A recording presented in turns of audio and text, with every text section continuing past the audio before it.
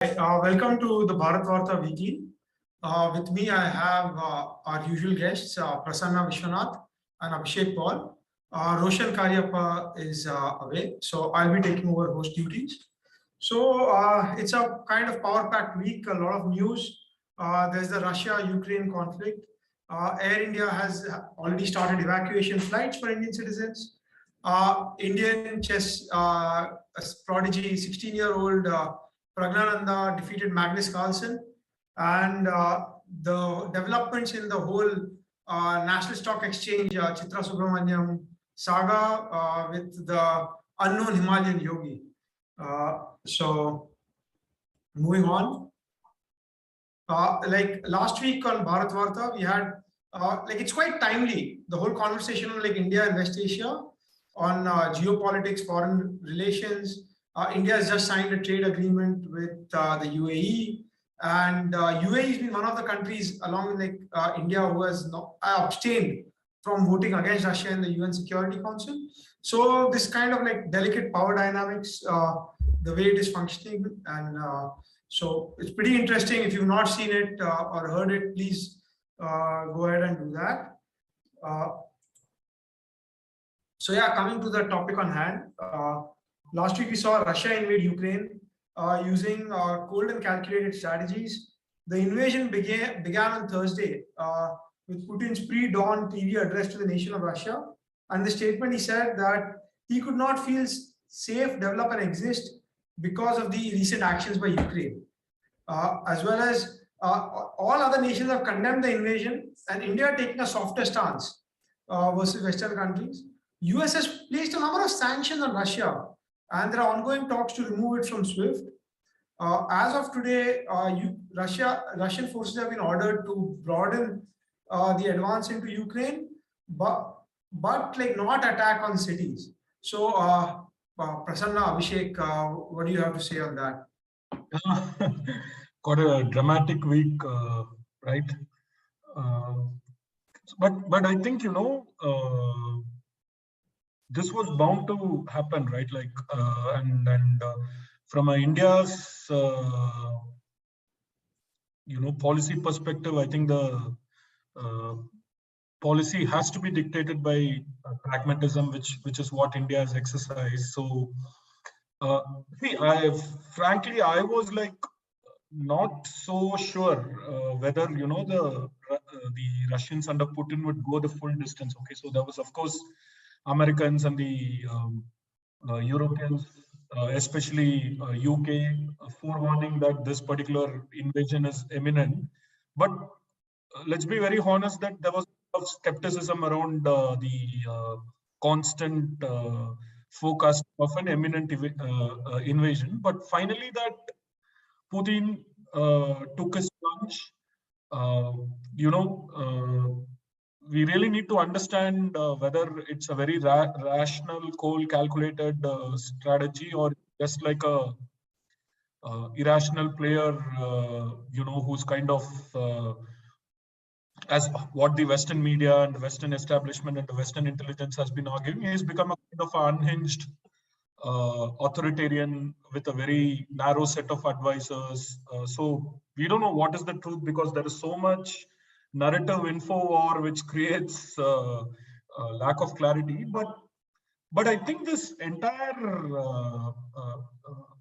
way in which the things have unfolded in Ukraine, right? Ukraine is virtually lend itself to become a plaything for the Western intelligence operation, more specifically US. Actually,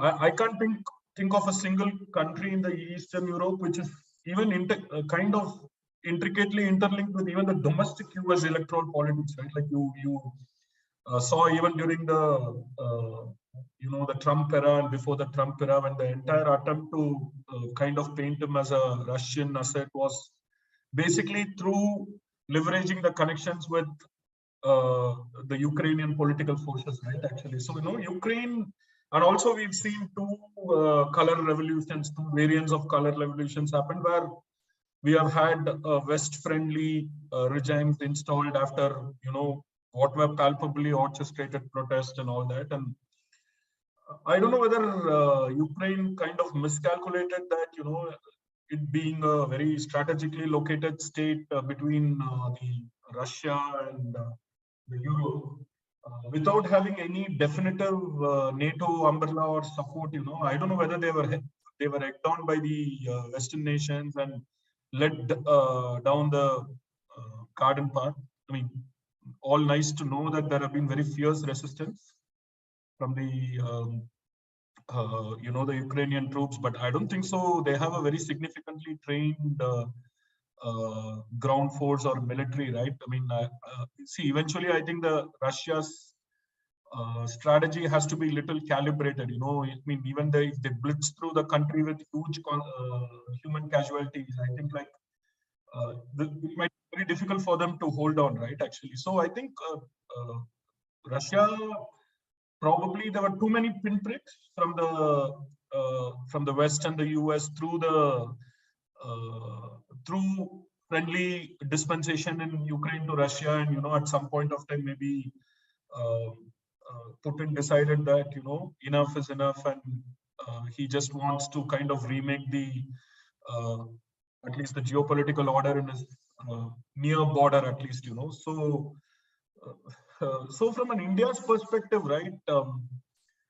I think there are stated and unstated dimension. One, of course, is the huge dependence and reliance on the arms and equipments from Russia, which is a legacy issue. And obviously, indigenization efforts are underway, but I think that's a long, complex transformational project which needs to even navigate through the resistance from the entrenched procurement system within the defense, right? Actually, so I think the Prime Minister and Rajnath Singh have been like trying to push through a lot of initiatives, but you need to be very wary because there are like several interests in this entire scheme of things, right? So that might be like one reason, and also some of these what do you call things that have unfolded in way in Ukraine. Also, I think the new model of overthrowing regimes which are not kind of seen as aligning completely to your interest. I think India must be very wary of it. Like you just see the kind of immature and almost appear like orchestrated by middle level geopolitical thinkers and this think tanks, kind of dumping on India as if like, we've committed a huge grave error for not signing up on dotted lines, right? And maybe like people at the helm of affairs have certain insight that, the way in which regime change operations are happening in the world has become much more sinister, clever. I mean, it's not like outright, military interventions that are going to change the regime, right? It's going to be like a very complex network of these academia, media, which kind of front end the narrative, and then, the state forces operating and all that. And so I think like any country that wishes to maintain a strategic autonomy might become a tool of regime change operations. So I think that might be also partially unstated. That's what I would like to speculate. So overall, what I think that India has done well to kind of have a position of neutrality, so as to speak. And let's hope that this ends sooner than later. As you might be aware, the economic and the energy implications are like quite terrifying to think of. And I hope that it doesn't get the US domestic politics. I mean, of course, UK also has a incumbent who is basically facing a lot of internal political challenges. But I hope that this confrontation or geopolitical confrontation doesn't last forever, because once it kind of gets interlinked with the US political climate, right? I think it sounds little frightening. What can be the implications? So hopefully, saner minds prevail, and let's see how it unfolds. I mean, I would just say that it was a bit of a surprise, the way in which the Russians, I mean, Putin is always seen as a kind of, he comes from a KGB background, and kind of understands geopolitics, military operation, almost like he has a authoritarian streak, and he's like virtually unchallenged in US. But still, like, if you really think through, I'm also a little perplexed. What is the end game that he is also playing towards? So that's my understanding, Neerav. Yeah. Also, like I would like to add this part that the sanctions, the initial ones at least, where they said, "Oh, no sanctions on like Russia selling energy to Europe. Europe is very dependent on them." Correct. Similarly, no sanctions on Italian and French luxury goods. So Gucci and Prada can be sold to Russian oligarchs. So I think what has happened is maybe Ukraine has kind of borne the brunt, and like West has kind of like not supported them. Germany just sent 5,000 helmets. So I think it's a bit of like hypocrisy on their part to expect India to do more. And given in the UN Security Council, Russia has a veto power anyways. So it doesn't matter if all the countries had voted against Russia, Russia could have vetoed it anyway. So it's irrespective. And India also needs to balance its role. One of the, we don't know whether it's a positive or a negative, whichever way you look at it. But Zelensky also reached out to Prime Minister Modi, right? So I think India can play a role of a mediator, and like if there are some kind of a ceasefire and some talks, maybe as a country which has relationship with the West, has a relationship with Ukraine, and a long-standing relationship with Russia and Soviet Union, right? So that's what it is. It's quite a sad news because war is always, like there are casualties and a lot of loss of life and this thing. Correct. See, I think I think the before Abhishek steps in, I think the role of the Ukrainian political elite, right, is also not beyond. I mean, I think like they geographically have an advantage, right, of being a seemingly like a buffer state where where Russia ends and Europe starts. They are bang in the middle geographically. So it would have made eminent sense for them to kind of be a neutral power, so as to speak, right, where they could have maintained good relationship with Russia as well as with say the broader West, right? But somehow since I kind of followed Ukrainian domestic politics vis-a-vis what was happening in the US elections, right? Actually, so it does seem that there is a considerable, disconnected political elite in Ukraine, which kind of completely signed up for the Western rhetoric, so as to speak. Maybe, I mean, I don't know whether it's out of genuine embrace of Western universalism, quote unquote, or maybe is it because they are, basically they have patrons. Let's put it little mildly in the Western establishment. But it was very obvious that they were not doing a very delicate balancing act, and this was bound to happen, especially without the NATO umbrella, right? Looks like pretty, I mean, I think it was not a very strategically thought out position, right? So I think this was bound to happen, I guess. Yeah, Abhishek.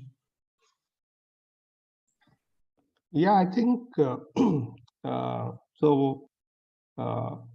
One thing I'll probably ask the listeners and viewers to do is check out the 2015 speech of John Mearsheimer, right? He kind of absolutely accurately predicted exactly what is happening right now, right? And he said there are like three ways, right, in which the West is leading Ukraine into trouble, right? So one is encouraging them to through NATO, asking them to join NATO. Then the second is more tighter integration with the EU, right? So the first is military, the second is economic, and the third is, of course, democracy promotion, right? Quote unquote, whatever that means.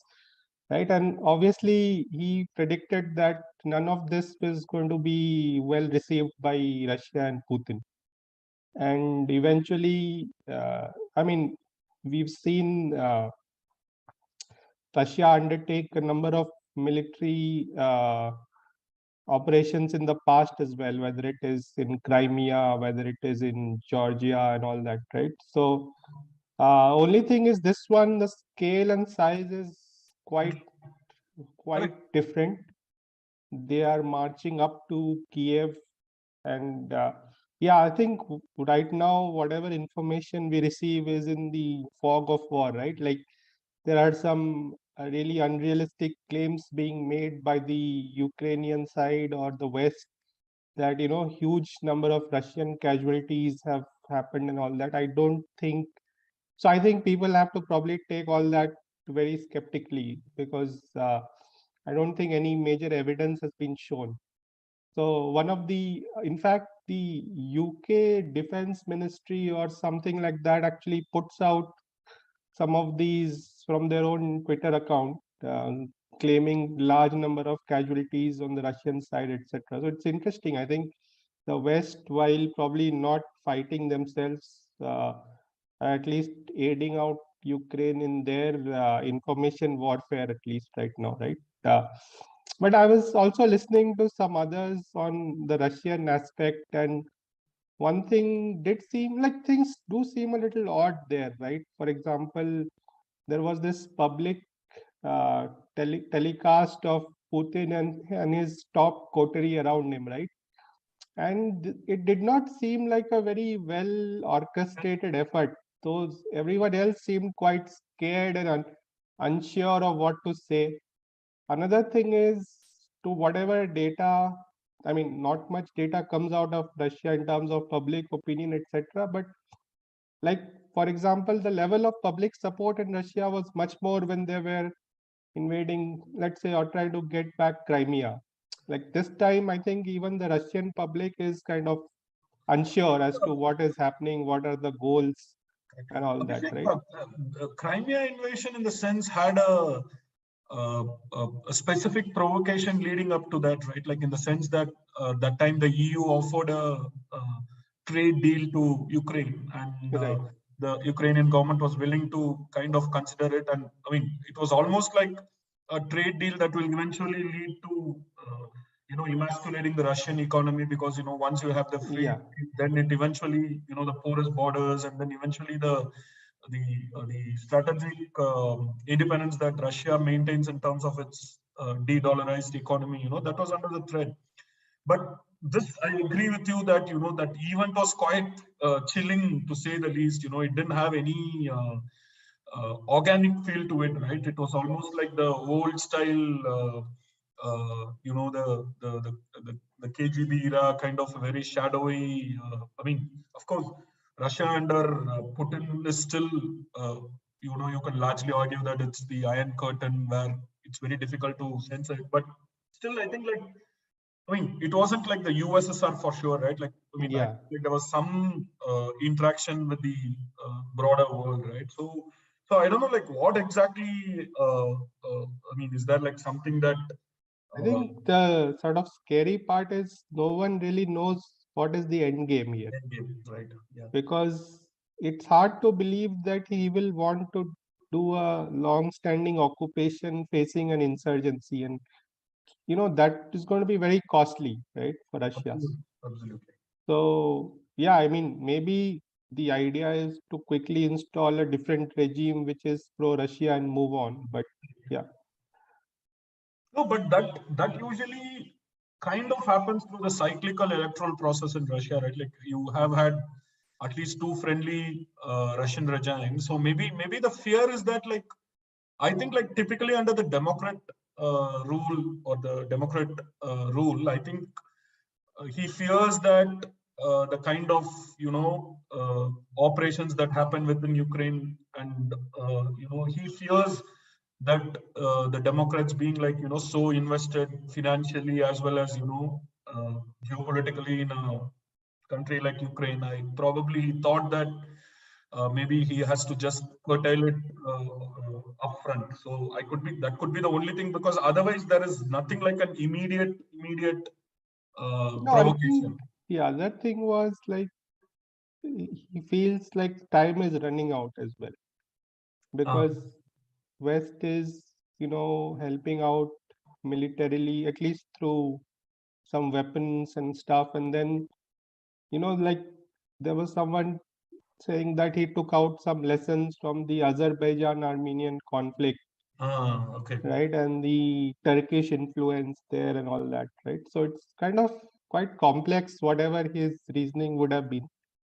But the scary part is that, or at least the worst case is that, he doesn't get a good exit route, right? And then he, even nuclear is on the, plate for Putin, right? And that's the really scary situation. I think for India, as you said, right, a lot of angst or a lot of disappointment being expressed by the Western folks. But I was kind of interestingly seeing one interview by Shiv Shankar Menon with Rajdeep, right? And he kind of was totally on board with the Indian government. And he's a representative of the last UPA regime, right? And so the fact is that at least politically in India, you leave aside a Shashi Tharoor or a Subramaniam Swamy, but I think the political establishment across lines in India knows that we can't go anti-Russia full on. I mean, apart from the obvious military-related dependency, I mean, the fact is that Russia has some amount of goodwill in India, right, due to past actions. So that's a factor which probably our experts who claim to know more about us than ourselves, maybe they don't realize that. So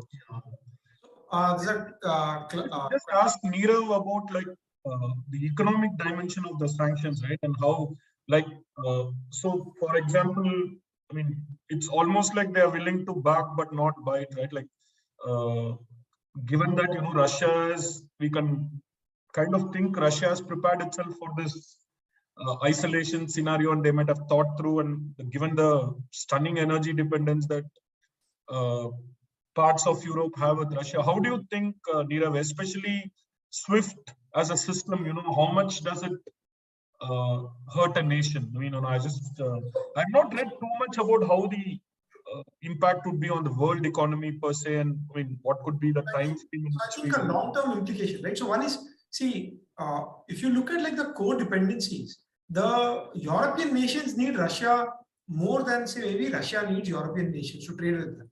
So I think 41% of their energy imports are from Russia. And especially after Fukushima, Germany went on a big denuclearization drive. There are all the ESG concerns, which has kind of made coal power plants being shut down, because like Germany and Poland have a lot of coal. France uses a bit of nuclear, lot of nuclear, but they have also kind of, because of the environmentalists who sometimes actually play in the hands of this. So this is one aspect.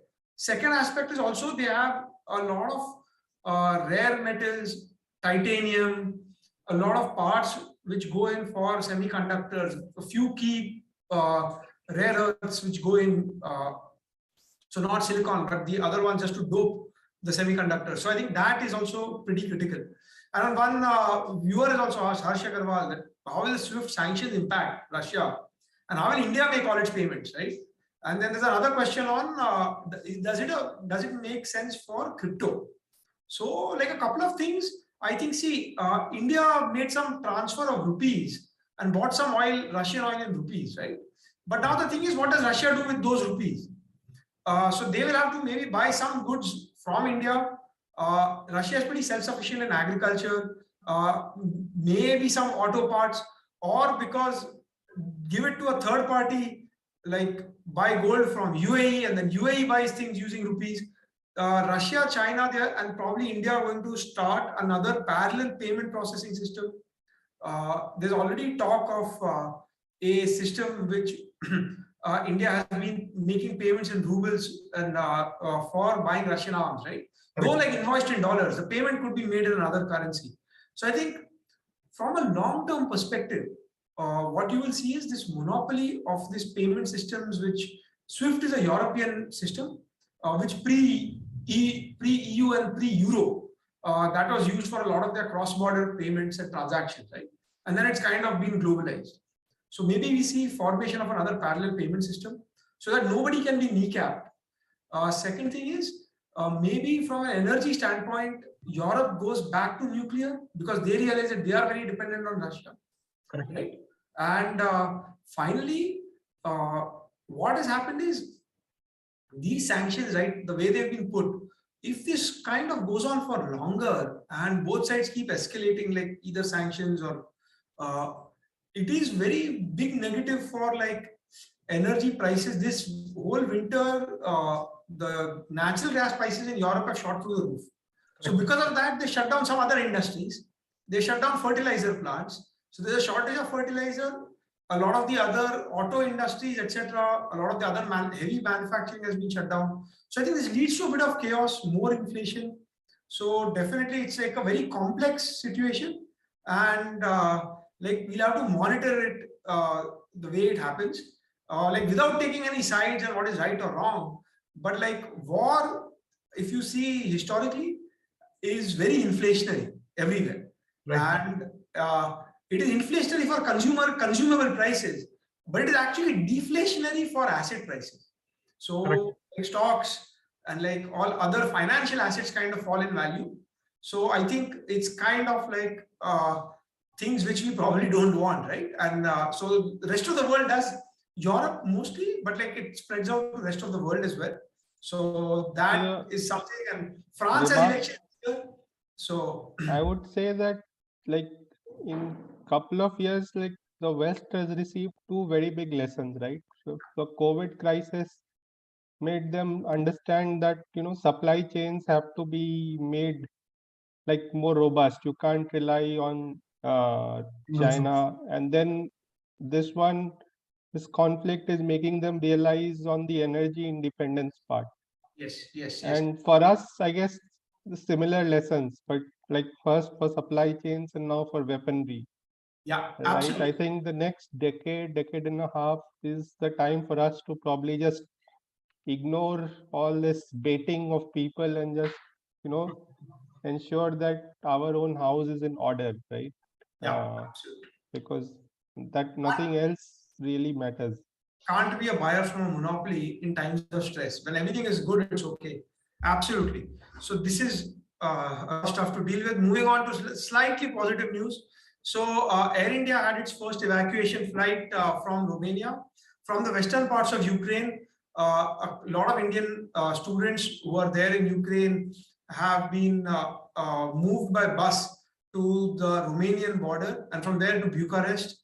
Similar arrangements are being made on the Hungarian border, and so this is one thing that Ministry of External Affairs, and they've done like quite a good job over here. And the Indian Embassy is advising Indian citizens over there to carry their passports, carry cash in US dollars for emergency expenses, and like print out and prominently display an Indian flag. So India, being like a neutral party, is no one's enemies, and like both sides armed forces are letting us go. So I think paste the Indian flag on the vehicle. So I think that's a very big positive. What do you all make of this? I think both sides have probably have informed, right, that they will help Indians come out of this. I mean, this whole situation has led to a parallel debate in India on medical education and role of government and private sector and all that. I think that spawned a different debate because every time there is such a crisis, we get to realize exactly how many students are going out of India, right? I mean, I was kind of quite surprised to know nearly 15 to 20,000 students are there right now in a country like Ukraine, right? But of course, that's a different, discussion to be had. But yeah, I think Indian government is doing its best, but it's going to be a very big effort, right? So to think of 20,000 people each flight probably carries 200 to 300 only, right? So it's like a very long haul right now. I don't think you will get uh, like a very quick 100% evacuation. Probably getting them out of the war zone into, as you said, Poland, etc., is probably the first priority, and then the flight back to India is Yeah, I the mean, next the online. numbers seems quite unreal, right? Like India, like annual MBBS intake, that is after tripling, which has happened. The capacity is tripled in the last 5-6 years, and I think we are still at like 130,000. I think 2022 NEET undergrad might be somewhere between like 130 to 150. I think that's the kind of number, and you're talking about like, I don't know whether all the 20,000 are Yeah, they may not be in all Canada. the, yeah, They yeah, I think maybe like the, even let's say half of them, yeah. because I don't think so going up. Plus, it's like you have to think like if it's 10,000 Yeah, across maybe 4 different batches, so maybe Yeah. 2,000 to 3,000 for a single batch are going. 10% Probably that's of domestic capacity. I mean, domestic capacity, right? It's quite like, see, of course, we could argue that how much of it is like essentially related to the fact that maybe the NEET scores here play a very critical role in getting placements in good colleges versus, uh, you know, uh, these people would probably have taken an easier route as well. At least some of them, I'm sure. All these are there, but I think really quite startling that we have kids going to. I think the other places preferred are like, I mean, Philippines. Like I remember during COVID, there were some 30 kids who are stuck in Philippines, Malaysia. even other Eastern European Yeah, countries actually, like Russia. Bulgaria, of course, Yeah. Russia, Bulgaria. Bulgaria. I think Russia and Ukraine have been. I think there is a well-oiled recruitment machinery in India, right? Like you have those agents and who kind of target parents, right? 10th standard, 11th. Teach them first Russian classes. So I think like this is also, we need to realize this part where I have a lot of doctors in my family, and I have had like extended cousins who went to Russia, came back and dropped out of medicine. But this is something which we need to realize that one is we have a shortage of hospitals and doctors within the country, right? And the shortage is not just at the MBBS level, it gets exacerbated for post-graduation and super specialization levels, right? So after COVID, when we realized this, I think one, like as Abhishek mentioned, for defense spending, right? India needs to spend more on hospitals and more college seats for government medical colleges. Someone also did the math where a private medical college MBBS costs you 1 crore rupees over like the 5.5 year program, 4.5 year plus internship. And whereas in Ukraine, which is actually, it's just a $3,700 per capita country, it's like just 2 times of India. So there it is like 30 to 40 lakhs, right? So that is one big economic agenda. We recognize the Soviet degrees. After MBBS, they just need to come and give an exam here to get an equivalent degree, and that has been going on for a while. So I think that is also some. Kids of doctors will also be there in the contingent. So the whole program there is about 6 years, and so like first 6 months to 1 year is just to learn Russian. Even in Ukraine, the course is in Russian, and you learn Russian for a year, and then that's why, so say maybe 20,000 people over 6 years odd, and this is something which is showing that we have a glaring lack of capacity.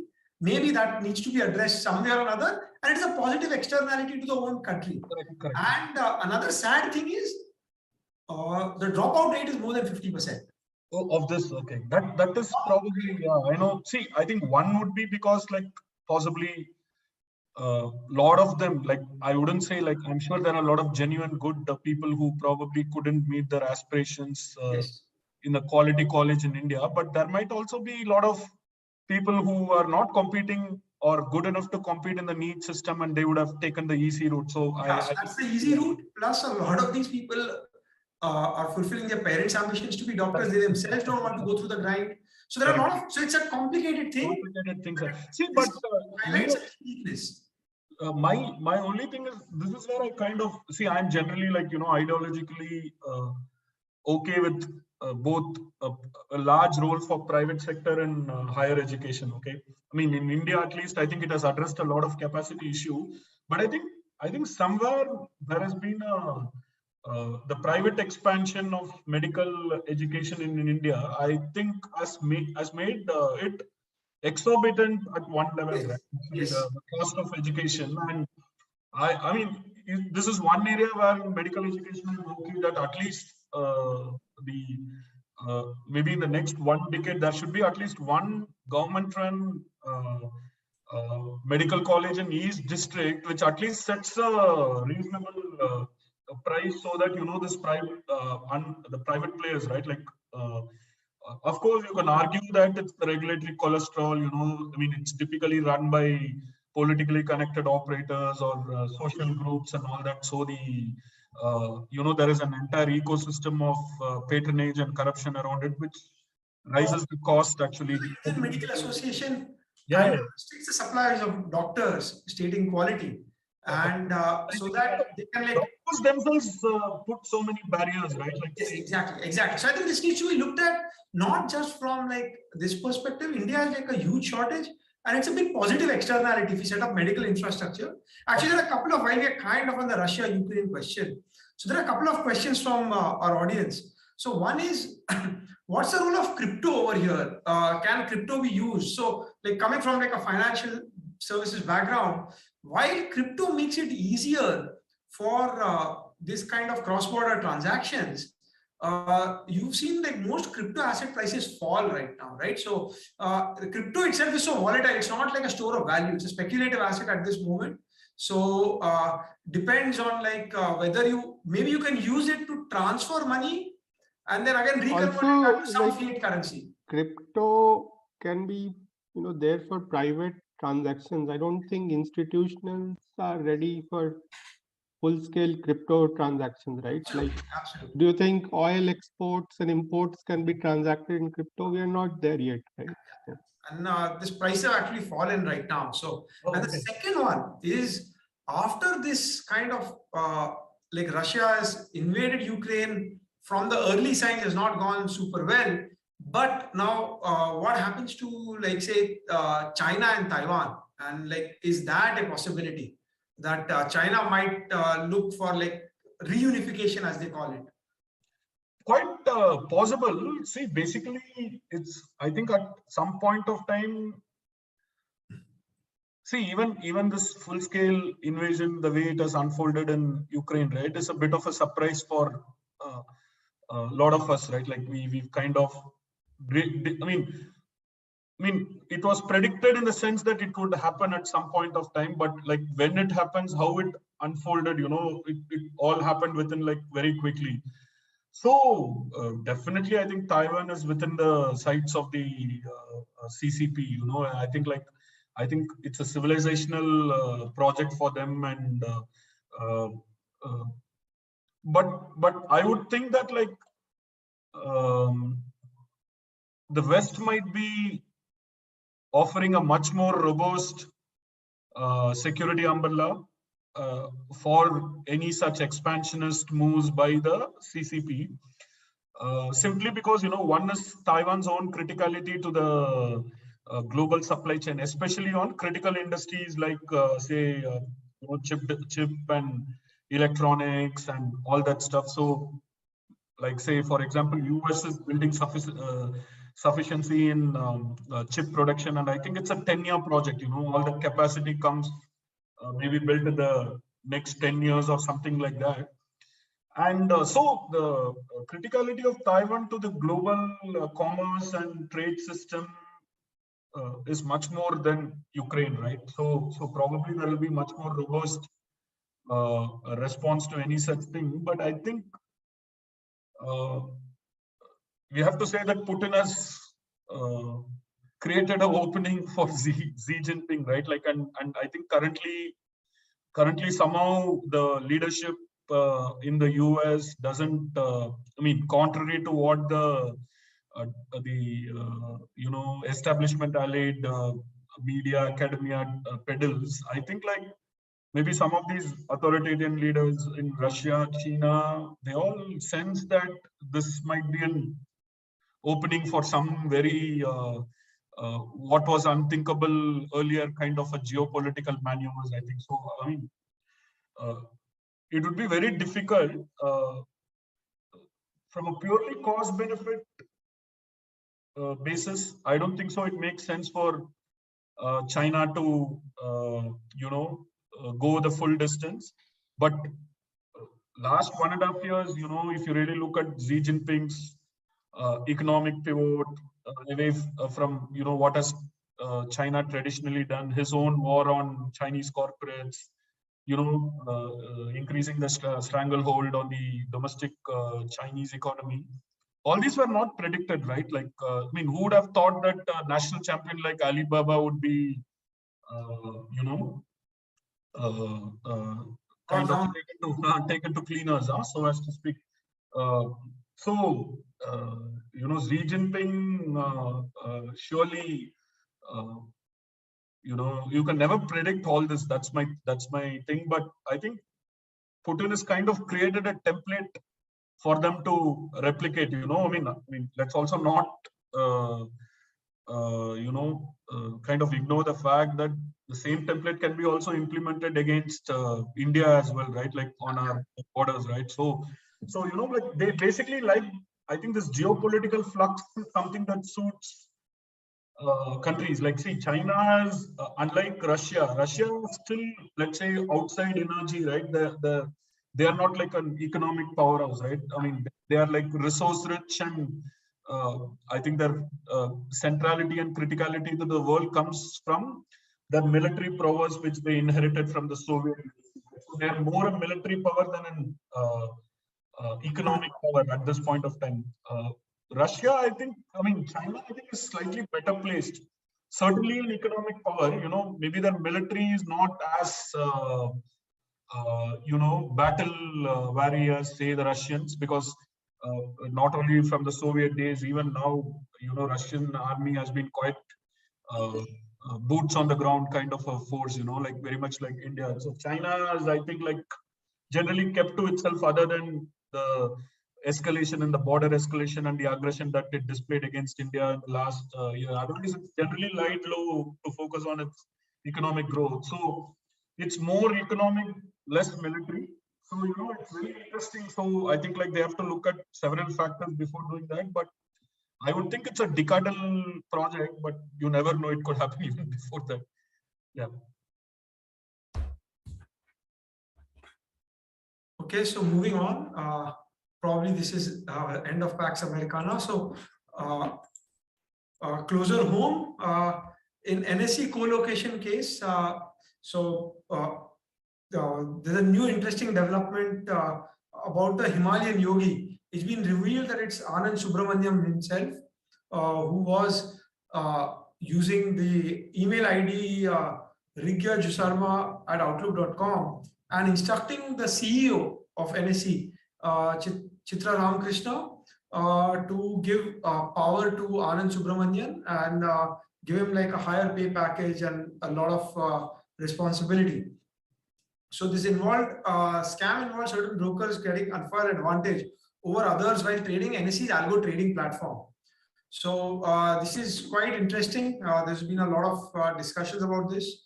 So what do you make of it?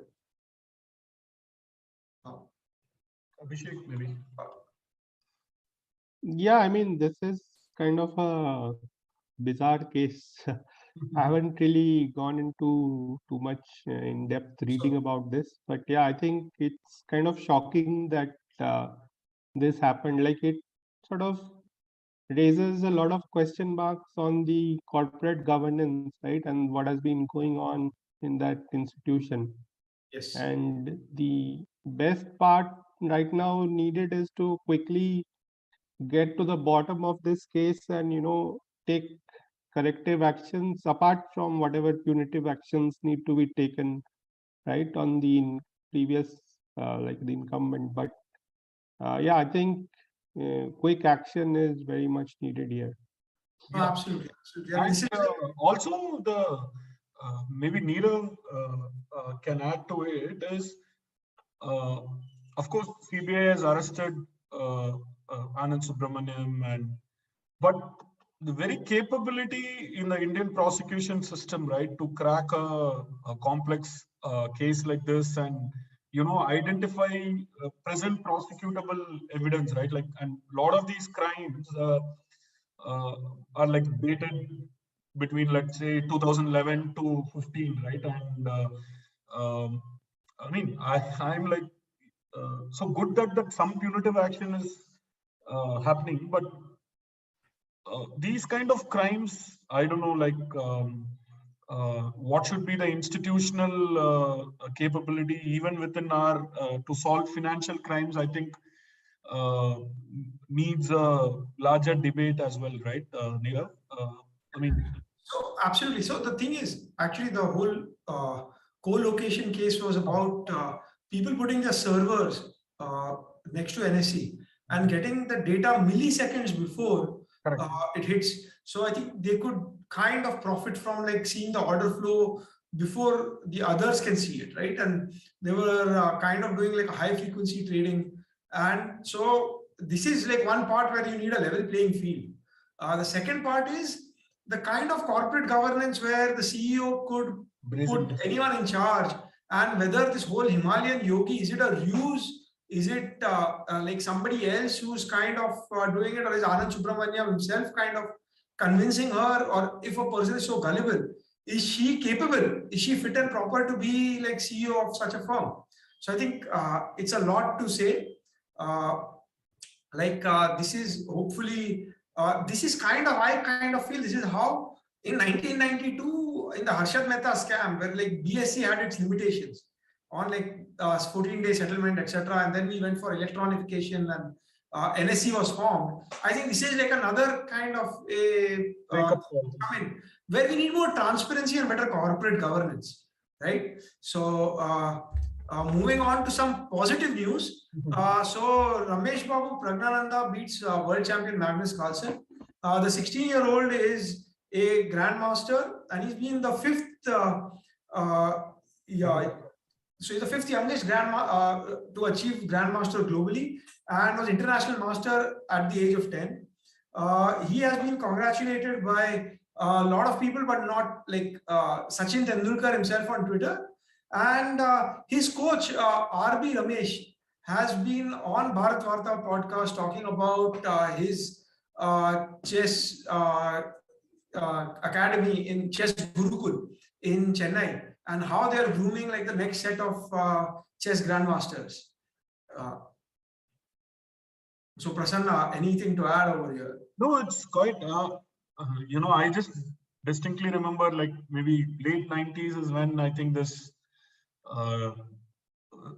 Vishwanath Anand was probably the first grandmaster, and I think like in this 3 decades, probably we have like 70, I don't know the precise number, how many grandmasters are there in India. I think like men, women included, I think possibly more than 70 for sure. More than 70, yeah. So once it reached 60, 64, I think Vishwanathan Anand tweeted a chessboard with like all the names of like grandmasters, and now we've crossed that. So I think we've reached 70. We've reached 70, hopefully even. And I think like the chess culture, right, is quite now very widespread in the country, right? Like I think with I personally notice in Bangalore it's quite big, right? Like so many online coaching institutes, and and it's a kind of game that is, I mean, there's this game.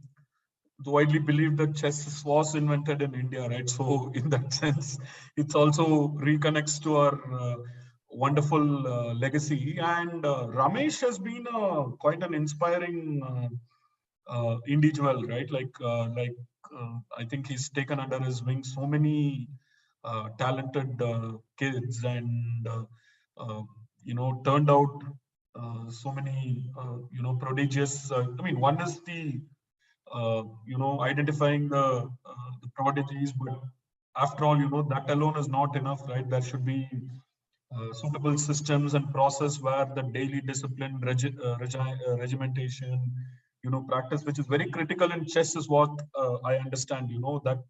That basic, as they say, genius is that 1% inspiration, 99% perspiration, whatever.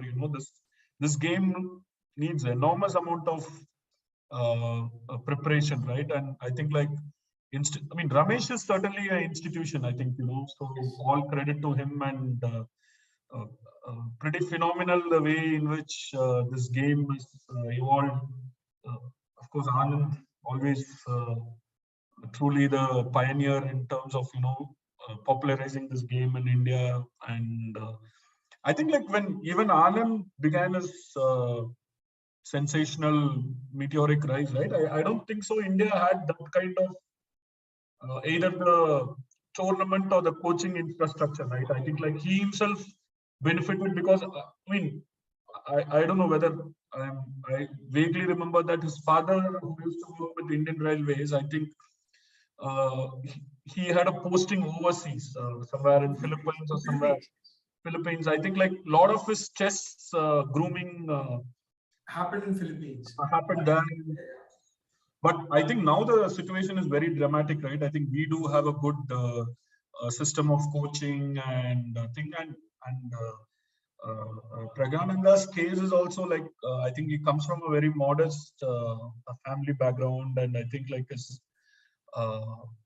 interestingly, I think his mother, he was, I think, a very hyperactive kid or something like that, and his mother wanted to kind of give a sense of calm, and that's how she initiated him into the game. And then, as they say, rest is history. So very interesting, and and very, just finishing with one anecdote that I don't know whether now the power center of chess in India has kind of shifted, but Chennai used to be the traditional bastion of the chess in India, right? In the sense that a lot of partly due to Anand, but also I think it did further deepen. Ramesh himself is from Chennai. So I had one very young kid who used to be a neighbor of my close friend, and this guy used to be very good in chess. This I'm talking about in the early 80s, 87, 88 kind of a thing, and it was the neighborhood celebrated him as a prodigy, and then eventually kind of after that I moved out and I lost in touch, and then around early 2000s I find that he is also kind of a grandmaster, so I mean it was good that you see in a lot of other sports, right, the early talent or gets frittered away, or people kind of take up other occupation and all. It was very good that this guy who I kind of knew, he went through the process and eventually turned out to be a grandmaster. So very, I think the coaching tradition is very good, actually, I would say. I think though obviously not for Pragnananda, but a couple of things which has led to a boost in chess has been the advent of online chess, this whole pandemic where people are forced to work from home and spend more time with their kids, and then even globally, actually the Netflix TV series Queen's Gambit that actually saw the rise of sale of chess sets, and more chess.com saw a explosion in number of accounts created, right? So all in all, it's a very positive thing. It's a great game. I'm a social chess player as well. Oh, okay. Yeah, but so good. So this is all for this week. Next week we have a very interesting episode. So yeah, going back to chess, at least if you all haven't seen the chess episode with Ramesh, please go and watch it. It's, I think, a really brilliant one. So moving on to next week, we have a conversation on the national hydrogen policy. I think we've spoken about our net zero. We've had an episode with Jayant Sinha on it. We've had an episode with Vaibhav Chaturvedi of the Center for Energy, Water and Environment. So I think continuation on that, I think, is a national hydrogen policy. That itself is one of our pathways towards moving away from hydrocarbons, right? And moving to cleaner form of energy. So that should be interesting. So that's a wrap this week. That's it from us. Have a great week. Jai Hind. Yeah.